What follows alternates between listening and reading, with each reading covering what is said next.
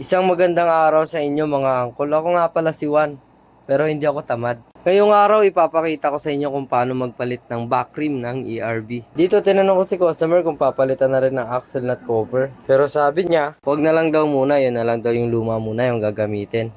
Kaya nilinis ko na muna yung paligid ng plastic kasi hindi siya basta-basta natatanggal gawa nang nagkaroon na rin ng mga corrosion sa paligid nito. Pagkatapos ko nga steel brush ito sa paligid, tinry ko kung pwede nang matanggal. Ginamitan ko ng kamay na bakal pero hindi pa rin natatanggal kaya nilinis ko naman yung kabilang side. Matapos ko nga paikot-ikutan ito ng steel brush, tinry ko ulit ng kamay na bakal pero hindi talaga kaya. Kaya ginamitan ko na lang ng mahiwagang maso at ilang pokpok nga lang, ayun, natanggal din sa wakas. At dito tatanggalin na natin yung gulong sa rim para mailipat na sa kabila. DIY nga pala yung pang-ipit natin dyan. Ginawa ko lang yan kasi wala tayong machine. Kailangan pala natin ipitin yan para pumasok yung gulong at lumuwag para hindi tayo mahirapan sa pagsikwat para matanggal ang gulong sa rim. Matapos nga natin ipitin ito magkabilaan ay siyang sisikwatin na natin to para matanggal na at malipat na natin dun sa kabilang rim.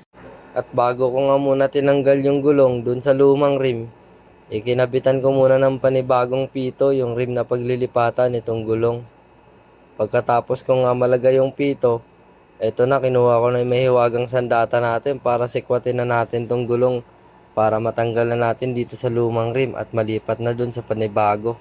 At inumpisahan ko na nga itong sikwatin, paikot, paisa-isa, paunti-unti. At dito nga medyo natagalan ako sa pagsikwat, medyo mabagal yung panikwat ko. Kaya ginamitan ko na ng konting lakas at binilisan ko ng konti gamit ang The Flash Power. Kaso mabagal pa rin kaya kinamay ko na lang. Ito nga pala yung kakalabasan ng rim nyo. Pagka naglalagay kayo ng sealant kahit wala namang butas. Para sa akin maglagay lang kayo ng sealant pagka may butas lang. Yun lang advice ko sa inyo. Pero depende pa rin sa inyo yan. Sa inyo pa rin naman yan. Ayan na nga, nilinis ko na yung gulong para mailipat na dun sa panibagong rim.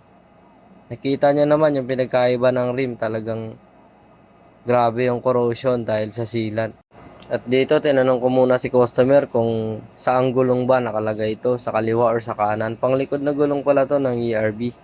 So sabi ni customer sa kaliwa, kaya pinwesto ko na pang kaliwa yung gulong. Hindi kasi pwedeng basta lang tayo sikabit.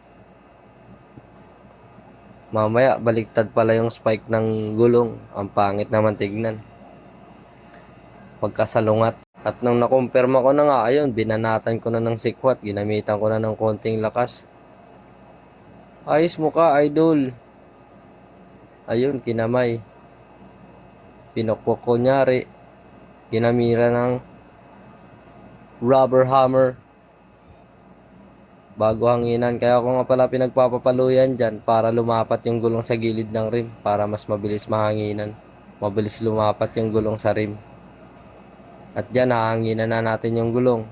Sa madadaanan po ng video ko na to, comment nyo dyan sa baba kung taga saan kayo or anong e-bike nyo at saan nyo nabili. And sa mga angkol na nakapanood sa akin, please don't forget to like, follow, and share. Maraming salamat. Wala ka ng problema.